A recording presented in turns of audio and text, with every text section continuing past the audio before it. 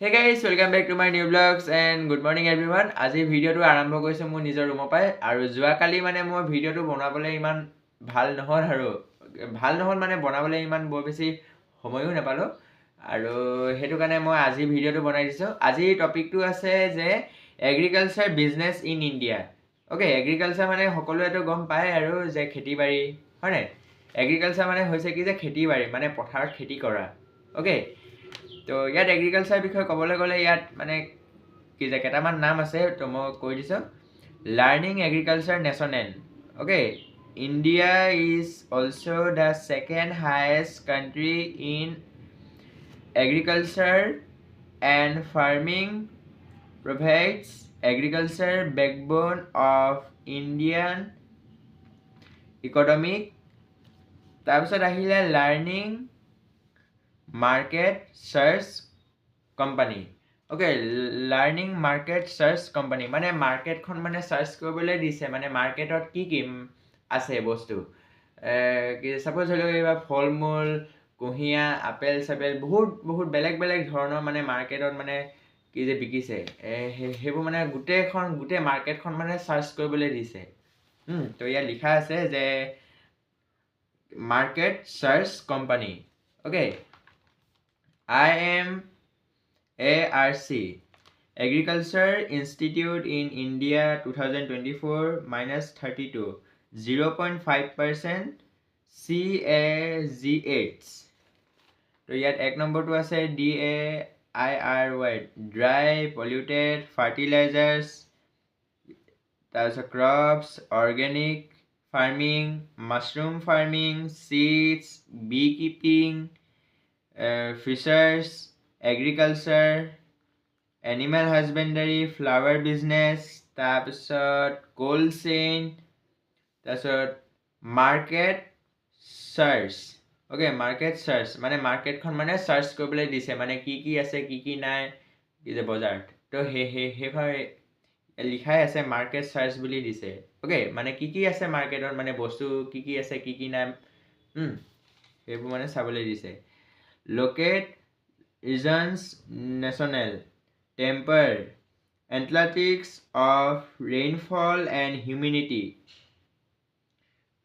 তাৰপিছত আহিলে প্ৰিপেয়াৰ ইয়ৰ business plan, মানে কিবা এটা বিজনেছ প্লেনিং কৰিব লাগিব আপোনালোকে, মানে কি বিজনেছ কৰিবলৈ বিচাৰিছে, কি যে কেনেকুৱা ধৰণৰ বিজনেছ মানে কৰিবলৈ বিচাৰিছে, মানে সেইটো বিজনেছ এটা আপোনালোকে নিজে প্লেনিং কৰিব লাগিব। ওকে, ছাপ'জ ধৰি লওক আপোনালোকে আজি কি আছিলে বেংকত আজি বিজনেছ কৰিছে, সেইটো এটা বিজনেছ। মানে ছাপ'জ ধৰি লওক কোনোবা এখন দোকান দিছে, সেইটো এটা বিজনেছ। মানে বেলেগ ধৰণৰ মানে বিজনেছ থাকে আৰু যিকোনো এটা বিজনেছ হ'লে হৈ যাব। যেনেকৈ বেংকত কাম কৰা সেইটো এটা বিজনেছ, ডাকঘৰত কাম কৰা সেইটো এটা বিজনেছ, মানে কিবা ডাঙৰ দোকান এখন দিয়া সেইটো এটা বিজনেছ। তো বেলেগ ধৰণৰ মানে এনেকুৱা বিজনেছ থাকিবই আৰু। তো সেই বিজনেছ প্লেনিং কৰি ল'ব লাগিব, মানে আপুনি কোনটো মানে বিজনেছ কৰি বেছি ভাল পায় সেইটো আগতীয়াকৈ প্লেনিং কৰি থ'ব লাগিব। তো সেইটো কাৰণে ইয়াত এইটো দিয়েই দিছে বিজনেছ প্লেন। ওকে, তাৰপিছত environmental friendly packaging. Okay, organic certificate vision and mission. তাৰপিছত আছিলে legal structure quality standard production process supply chain management start up cost. তাৰপিছত আছিলে PROFIT profit and loss standard. BRAND branding and marketing. তাৰপিছত ৰিক্স NITIGATION। তাৰপিছত standard legal and regular constitution. তাৰপিছত fund investment. Okay, state government and for farmer and agriculture. তাৰপিছত agriculture term loan, crops loans. তাৰপিছত লিখা আছে Coach farming platform startup conservation money beekeeping business start তাৰপিছত Everest importance তাৰপিছত যদি আপুনি যদি বি কিপিং বিজনেছ যদি বিজনেছ কৰিবলৈ যদি বিচাৰে তাৰ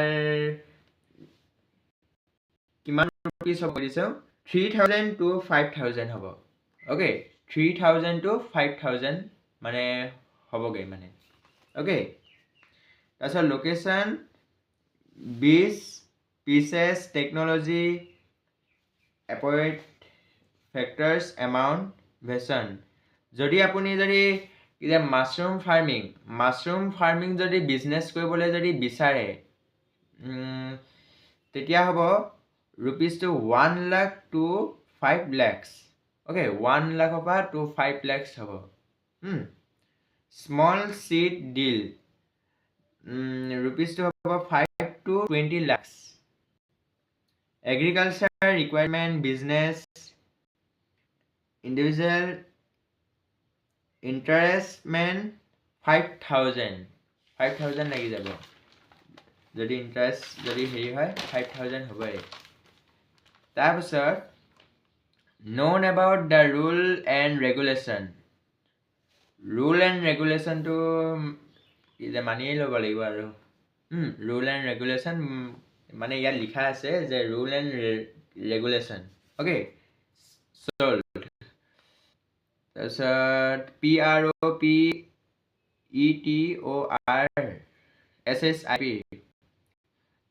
profit ships and LLP private limited company GST registration on agriculture seed trending license okay organic certificate তাৰপিছত মানে কথা এটা এনেকুৱা হয় যে কিবা এটা কাম কৰিলেও নকৰিলেও মানে যেনেকৈ এইটো প্ৰাইভেট কোম্পানী GST অ'কে কিবা এটা মানে কাম কৰিলেও মানে কি ৰেজিষ্ট্ৰেশ্যন কৰি ল'বই লাগিব মানে ৰেজিষ্ট্ৰেশ্যনৰ কৰি ল'ব লাগিব আৰু এগ্ৰিকালচাৰ অ'কে তাৰপিছত agriculture produce packets or sell food safety and stand atomic India agriculture produce export conservation APEDA registration agriculture and process food produce export development atomic IEC import export code তাৰপিছত land environment regulations regulation নহয় সেইটো REGULATI regulations হ'ব মই ঠিকেই কৈছিলোঁ আকৌ মানে নহয় বুলি কৈ পালোঁ তো ফ'ল' ষ্টাৰ্টেড মানে ষ্টাৰ্ট কৰিব লাগিব আৰু কামটো সেইবুলি দি দিছে labour licence is a pollution control board PCB আছে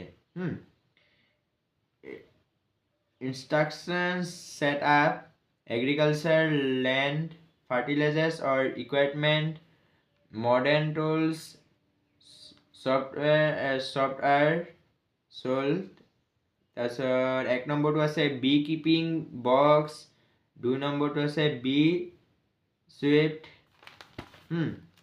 তাৰপিছত আছে 5 নম্বৰটো আছে এইটো আপোনাৰ ষ্ট্ৰং ৰুম তাৰপিছত processing areas water sources bee keeping APPS GPS tracking okay তাৰপিছত workforce and training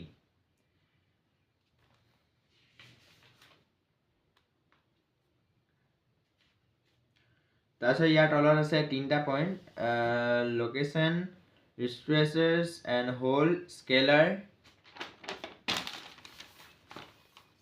তাৰপিছত বিজনেছ এটা ষ্টাৰ্ট কৰিব লাগিব। যিকোনো এটা বিজনেছ উচনি অলপ আগতে মই কৈছিলোঁ যে যিকোনো এটা বিজনেছ ষ্টাৰ্ট কৰিবই লাগিব। ষ্টাৰ্ট কৰিব লাগিব মানে আগতীয়াকৈ ভাবি ল'ব লাগিব যে কোনটো বিজনেছ কৰিলে বেছি ভাল হ'ব আপোনালোকৰ কাৰণে। সেইটো বিজনেছৰ কাৰণে আগতীয়াকৈ ভাবি ল'লে বেছি ভাল হ'ব। তো তাৰপিছত আছে promotional discount Everest official launch ATMA agriculture technology management AGENC agency. Okay so' guys আজি টপিকটো কৈয়ে দিলোঁ এগ্ৰিকালচাৰ বিজনেছৰ ওপৰত। আৰু